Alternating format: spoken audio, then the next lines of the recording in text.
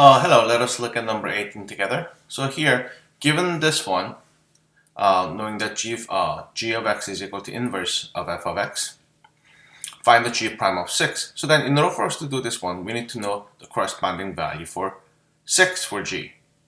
Now, 6 in g, which seems to be input function, input value, when you come back down to f, then it'll be output value. So we can say 6 must be equal to 5x cubed plus 1, plus x. Now then, my question is, for what value of x will this be equal to 6?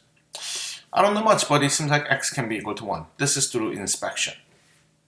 So in other words, this will be equal to f prime of 1, but it has to be 1 over f prime of 1. So therefore, first I like to get the f prime of x. Then here I get 15 x squared and then plus 1. And then if x equals 1, then we get to realize that that will be equal to 16. So our answer should be 1 over 16 is g prime of 6. Alright, let's look at number 19. Find the point of discontinuity, if any. So now, first thing that comes to my mind is, what if x equal to 0, then this function wouldn't be continuous. But this expression is only valid when x is greater than 4. So what I have to do is I have to see if both sides limit of the function f of x as x approaches 4 has to be equal to f of 4. To figure out the first component, limit of f of x as x approaches 4 from the right has to be equal to limit of f of x as x approaches 4 from the left. Those two has to be equal to each other first. So now, to calculate this one, I have to use the values of x that are greater than 4, which means I'm looking at this expression. So when I plug in 4 in place of x, then 16 over 4 becomes 4. Hence my left side becomes 11. Because 7 plus 4 becomes 11. X is approaching 4 from the left side, that means x is actually less than 4. So when I plug in 4 in place of x, so 2 times 4, which is 8 plus 3 becomes 11. So they are equal to each other. So the limit is equal to 11. Then I need to check if f of 4 is in fact equal to 11 as well. To check for f of 4, x has to be equal to 4. That means I'll be looking at the upper expression. And we already have seen that that's equal to 11. So therefore, all the points are at all points, the function is continuous. So find the point of discontinuity? None. Alright, let's look at number 20. Find the value for the constant k. That will make the function continuous. So that means my left and right side has to be equal to each other. So this is basically having x is approaching 1 from the right side, because x is greater than 1. So when I plug in 1, I'll be getting k. This is the same thing as when I'm approaching 1 from the left side. When I plug in 1, that's equal to 5. Then you get to realize that these two has to be equal to each other. So k must be equal to 5. Likewise here, I'm going to plug in 2, then I'll be getting 4k. When I plug in 2 here, I get 4 plus k. And I'm going to set them equal to each other.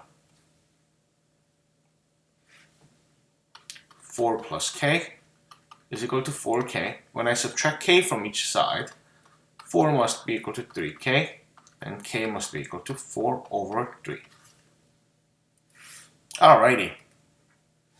In this case, when as x approaches infinity, numerator and denominator, both of them approaches infinity. So what are we going to do? If you're to use the L'Hopital's rule, then this would be the same thing as limit of the sign of pi, because derivative of pi x over derivative of 2 minus 3x becomes negative 3 as x approaches infinity. Then you get to see that sine of negative function is negative. Sine of pi over 3 in fact becomes radical 3 over 2. So negative radical 3 over 2 becomes the answer. Alright, number 22.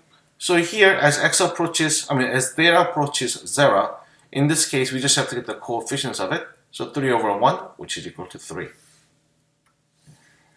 In fact, as x is approaching 0, tangent of x behaves similarly to sine of x, which behaves similarly to x. But in this case, we have 7 and 3, so our answer will be 7 over 3. Or you can use L'Hopital's rule to figure out the values of this limit as well. How about here? When you as theta approaching 0, we have to take the derivative. So then this is the same thing as limit. Derivative of the top becomes 2 theta over derivative of the bottom becomes 1 plus sine theta as theta approaches 0. Then top is approaching 0, but bottom is approaching 1, so we end up getting a 0 becomes the answer. Number 5. We want them to be continuous. That means I'm just going to plug in 0 in place of x's. But the thing is, when I do that, my top portion becomes 0, and then my bottom portion becomes 0 as well. So what I need to do is I need to put down the limit of the tangent of kx over x as x approaching 0 from the left side. Since both of them are approaching 0, this we know that by the formula of the tangent of kx over bx simply is equal to k. My denominator, as x approaching 0, and this one approaches 0, so we are left with 2k squared. Now, it has to be equal to k. But what they told us was that k is equal to non-zero, so I can divide by k, then we get 2k must be equal to 1. And k must be equal to 1/2. Alright, a particle moves on a line away from its initial position so that after t hours, this is given. I'll find the average velocity. Average velocity is the same thing as a slope. So in case of A, we're going to get s of 3 minus s of 1 over 3 minus 1. So when I plug in 3 in place of t, we get 30. So when I plug in 1, we get minus 4 over 2. So we get 13. But so once you get 13, it's going to be miles per hour, the unit. Number B. Instantaneous velocity at t is equal to 1. Instantaneous velocity is s prime is equal to 6t plus 1. But t is equal to 1, that means that's equal to 7. Now let's look at C. Find the value of t on this interval where the instantaneous velocity is equal to the average velocity. So we are looking at mean value theorem here. We already got the one portion done, which is 13. Has to be equal to f prime, or rather s prime of C, which is equal to 6t plus 1. So when you subtract 1, we get 6t must be equal to 12. Then t must be equal to 2. So 2 hours, which is after 1 and before 3. So it fits perfectly. Alright, so in this case, lowercase a through f with the graph of their derivative. So this is derivative, this is the original function. So here I get, in case of a, I'm looking at something that's positive and then 0. So I'm looking for something that's positive and 0, which is d. So capital D is our answer for lowercase a. Let's go for B. Slope is negative, positive, negative, positive. Let's keep on constant, negative, positive. So which one of them has negative, positive, keeps on repeating itself? It'll be F. Now, how about C? C has horizontal slope approximately 3 different places. So we might be looking at A, possibly B. No, actually, A is only approaching here and here because A is the derivative. In case of B, I have 1, 2, 3 places where they're approaching x-axis. And that's about it. So we end up getting C is equal to B. How about choice D? We have zero slopes near the end, but in the middle we have very negative, and then here is very positive. So near zero at the end, very negative, and very positive. So we get choice C becomes the answer.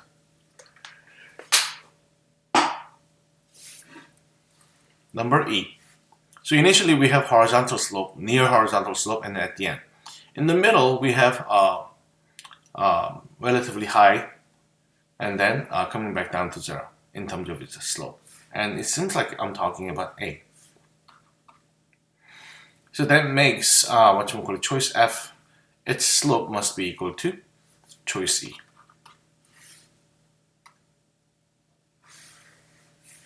Now G prime of 2, that means in this case, what is G prime?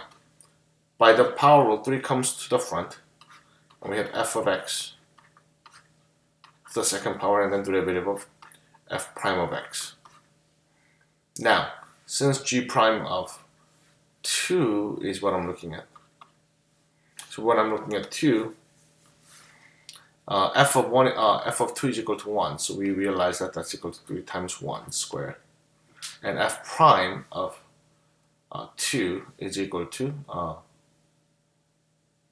7. So we get 21 as the answer.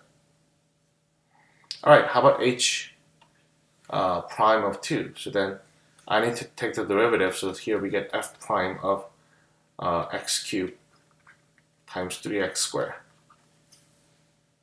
So when you plug in 2, then we get f prime of 8. F prime of 8, that means that's equal to negative 3 times 3 times value of x here was equal to 2. So we get times 4. So then f prime of 8 is equal to negative 3 and times 12, which becomes negative 36. Alrighty. Let's look at number 9. So how do you find the derivative here? Derivative of tangent becomes secant squared, but we have to leave the inside as it is, 4x squared. And then as a second layer, we're going to take the derivative of the inner layer, which becomes 8x. Alright, let's look at the next question, number 30. How about here?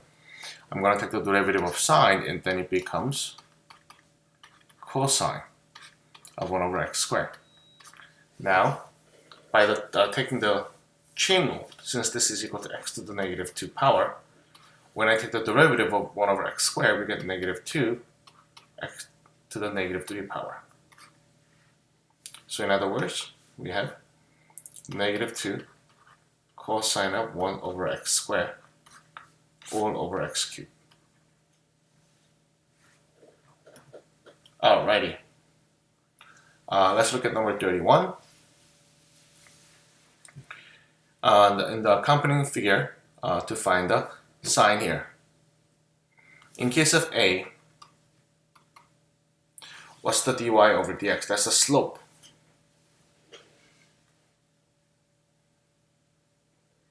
So slope here is what? Going down. So y prime is less than 0. But how about the second derivative, which is concavity? It's part of power up.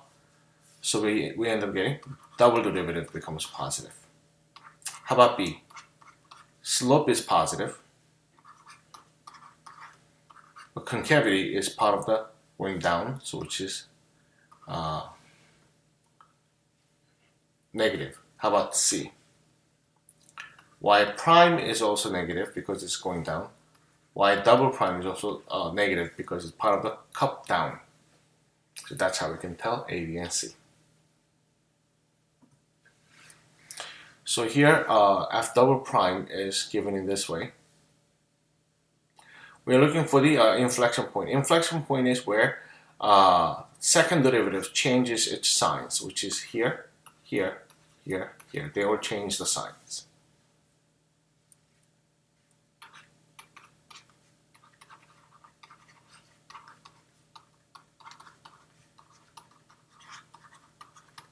All right, number 33. So f of 0, which is here, but this is f prime. And f of 1 is here, but between those two, the first derivative has been always positive. So that means f of 1, in fact, is greater than f of 0. So it's going to be going this way. Between f of 1 to f of 2, since the first derivative is still going down, it's a lot of negative, first derivative is always negative here, then it's going down, so therefore f of 1 is greater. F prime of 0, f prime of 0 here is what? Slope is negative, so therefore less than 0. F prime of 1 is still slope is what? Negative. F double prime of 0 is what? Part of the negative concavity. F double prime of 2 seems to be part of the positive concavity. So that's how we can evaluate them, compare them. All right. So starting from number 34, we're going to have another video coming up soon. See you later. Bye.